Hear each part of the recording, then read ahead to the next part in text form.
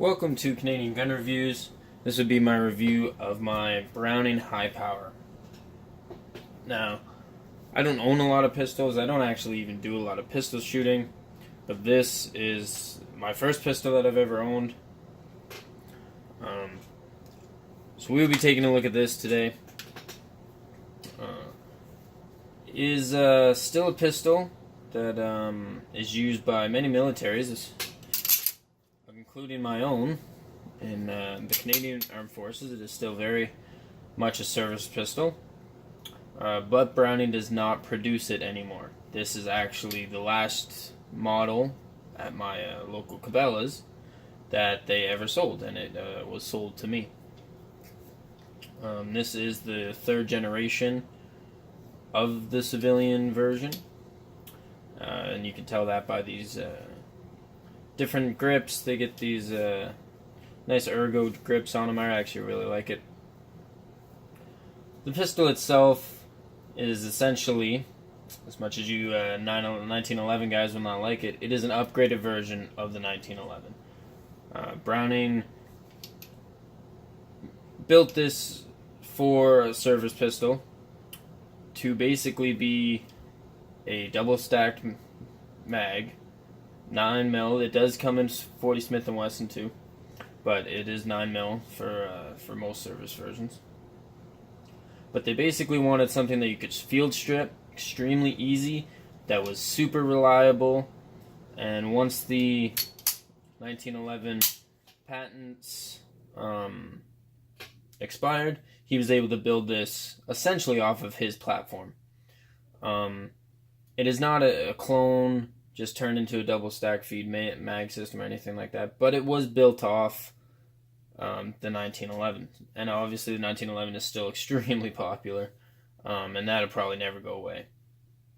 These never took off in the popularity customization side of things, although some people do have some pretty high-end versions of this gun. It was more so a service pistol opposed to something that the community could take and modify and stuff like that. So I'm going to be talking about this one. Ultimately, I bought this.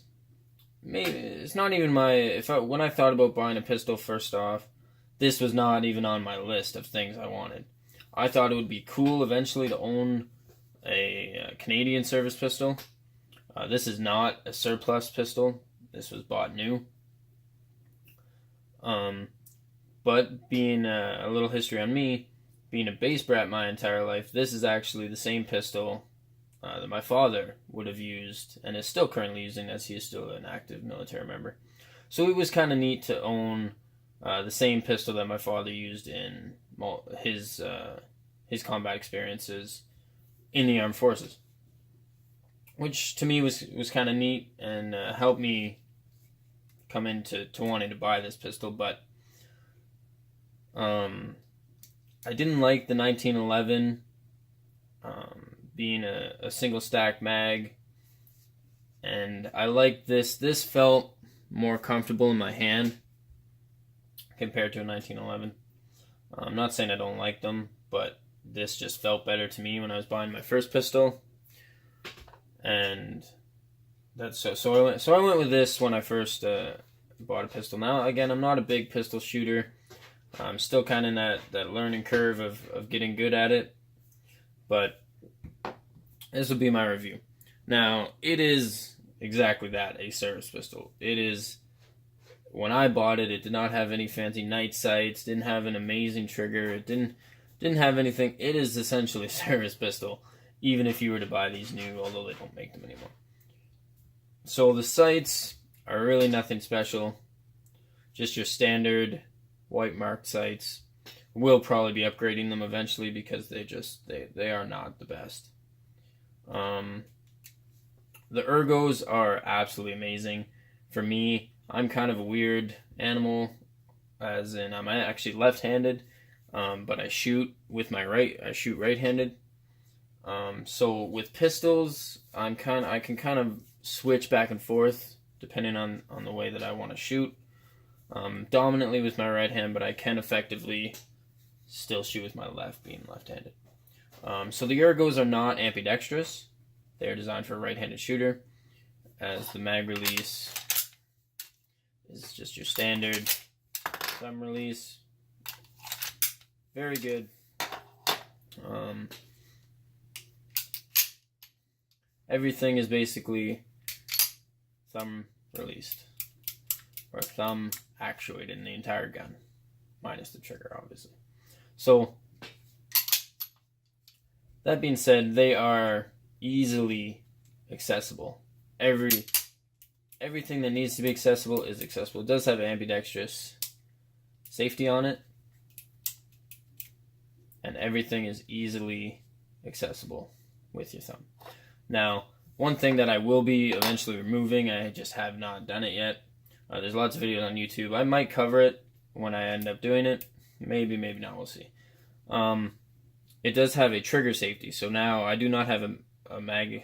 Obviously, it has trigger safety, but it's got a magazine trigger safety. So as I don't have a mag in it and the gun is cocked, it is not loaded.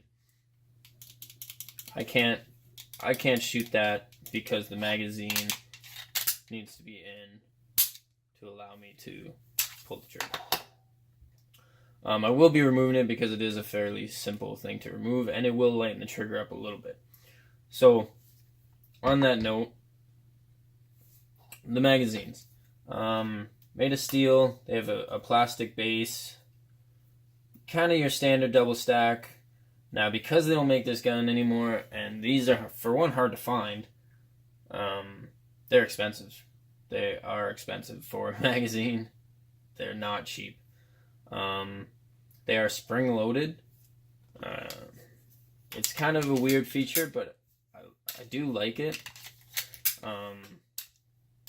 So no matter what situation you're in, that mag is coming out with some force. Like, even almost vertical, it's got some spring to it.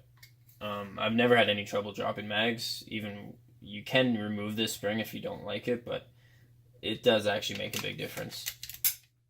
I think because it's designed to utilize the spring, if you remove it, it doesn't work the best. It's not bad, but it's not the best.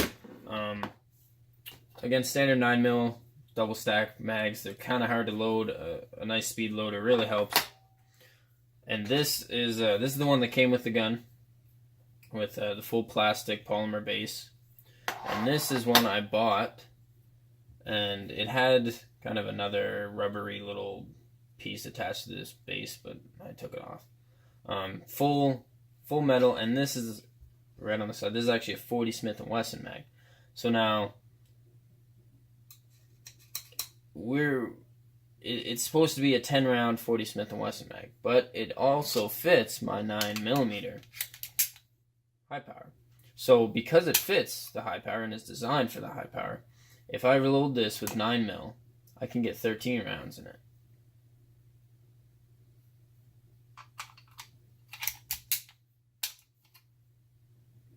Now you just beat the 10-round system. Now, putting that aside, we can look at the simple teardown of this gun, because that was a huge point when Browning was designing this, that the military wanted something that was extremely easy to tear down. As the 1911 is basically the child of this gun, or the father of this gun, sorry, it really needed to be more simple. It needed to be simplistic for soldiers in the field. And that's exactly what you get. You get almost no moving parts. So all you got to do is you put your safety into the second piece, and you pop your pin out, just like that, and then drop your safety, and there you go. Very simplistic. And then all you have here is you remove this spring. Your barrel can now slide right out. And that's, I mean, there's your standard field strip. If you need to go any further than that, you're not doing it in the field. You're at a bench cleaning it because it needs to be done. This is field strip. This is as much as you're ever gonna need for your standard cleaning.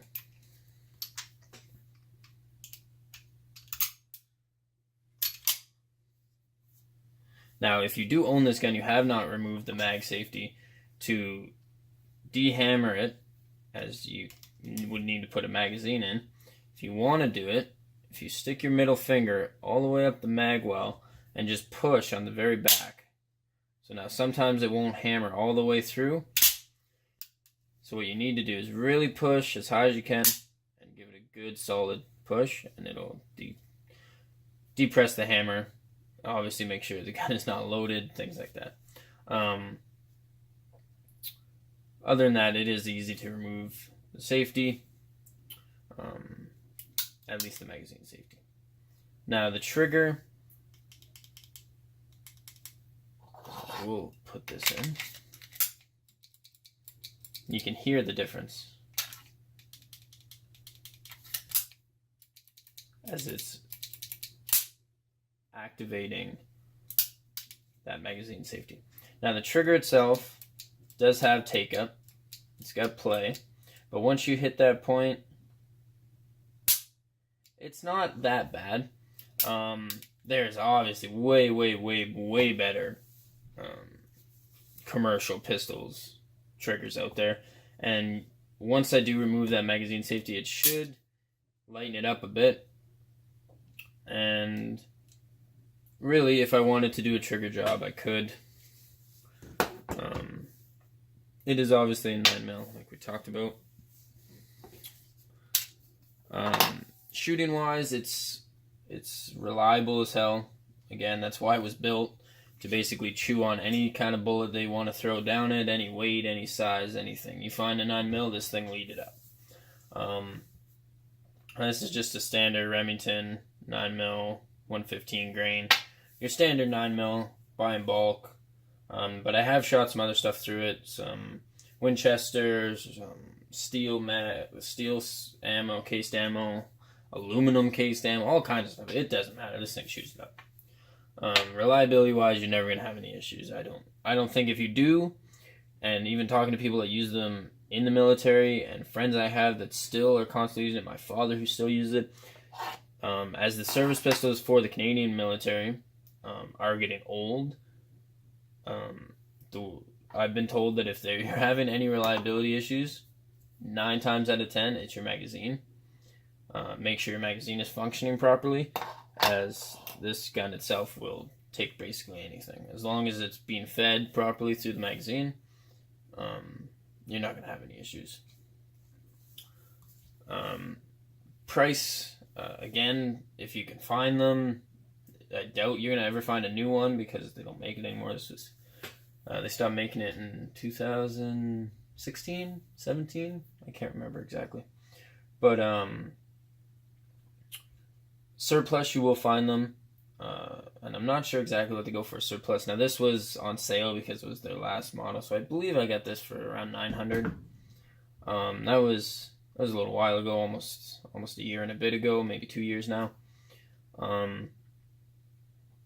But value-wise, where I was looking at a 1911 or something similar, this, it's heavy, it's steel, it's a service pistol. This, I feel like I got a good bang for my buck. And it was a good entry into pistol shooting for myself anyway. I don't think I really need to talk about accuracy, as most pistols are pretty accurate, in all honesty, for the ranges that you're going to be shooting in. 0 to 25 meters. If you're shooting any further out than that, then we can talk accuracy and how the barrel is and the ammo you're shooting. But really, 0 to 25, 0 to 10 if you're shooting some speed stuff, some closer range. Really, it's going to come down more on your pistol shooting abilities, your fundamentals of pistol shooting, your trigger control and aiming and things like that. Honestly, I've not found this to be anything but accurate. Again, I will say from 0 to 50, as I've been able to shoot accurately at 50 yards. But your 0 to 25 is going to be obviously where most of your shooting is going to come, at a range with this gun.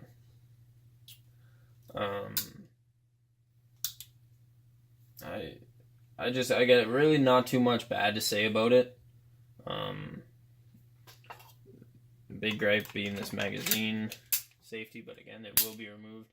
The only other thing I can say, and maybe it's just me, is that after time, I don't know, just the way this edge of this grip here is, it kind of bites into my hand after recoil and right here, just this little bit here. But I think that's more so for me.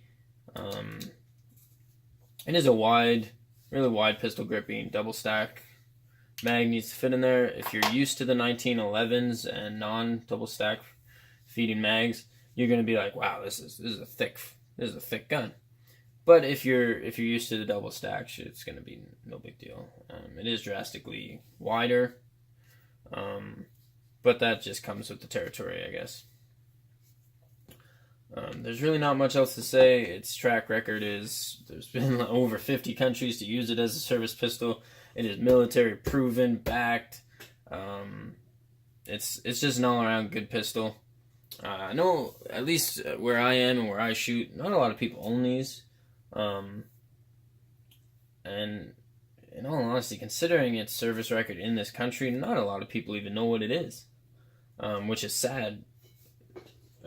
It never really caught on with the community, with the shooting community, as much as the 1911 and other pistols did of its era. But honestly, if you can find a surplus one, and I might even buy a surplus one, because something that's got some history and a story behind it makes a big difference for a collector, for a collector's piece. But I have a lot of fun with this gun.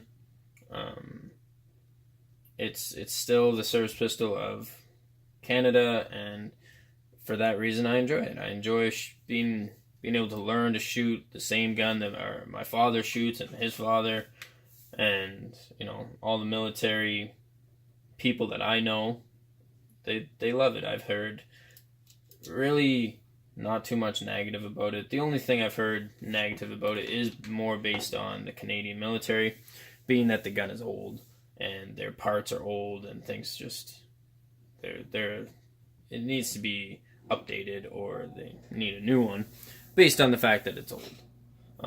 It is, again, full metal construction. It's heavy. It's an old school pistol.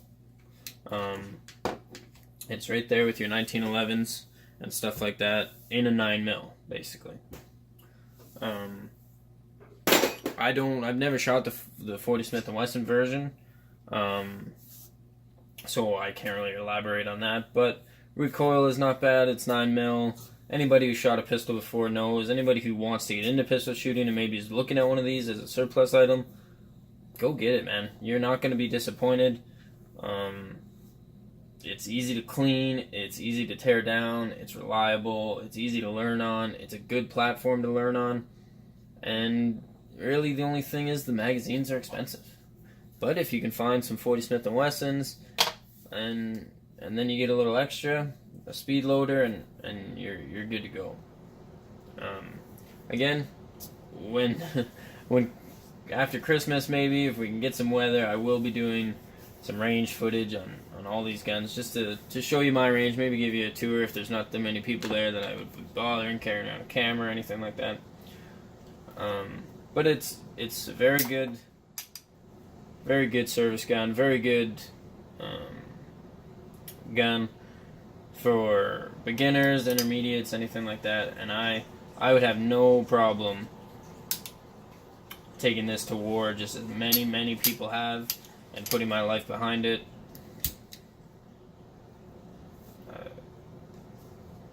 Maybe switch some grips out, but that's for me. I mean, I've heard lots of people say they really like these grips, and I do. But after 200 rounds, just where they're placed, it kind of starts to hurt my hand. There's really not much else to say. If I missed any points again that you want me to cover, you want me to talk about, if you do want me to give, go go give you a history report. I mean, I can do that, but that's not really the point of this channel. But I can. I mean, it's all gun related. Let me know what you guys think. And if you like the video, subscribe, like. Let me know what else you want to see. I will have more and more videos coming out to help build this channel. And let me know. You guys are going to be the ones that determine what type of videos this becomes. And just let me know what you guys want to see. And I'll keep pumping the videos out as best I can. And get better and better at these reviews. So, get out there. If you can, give the high power a chance. Take it out to your range. Shoot it. Go to a range. Rent it. And you know, if you can find those surplus ones at an auction or something like that, it's totally worth your time and money. And you're going to have a great time shooting this pistol. Thanks, guys. Good shooting.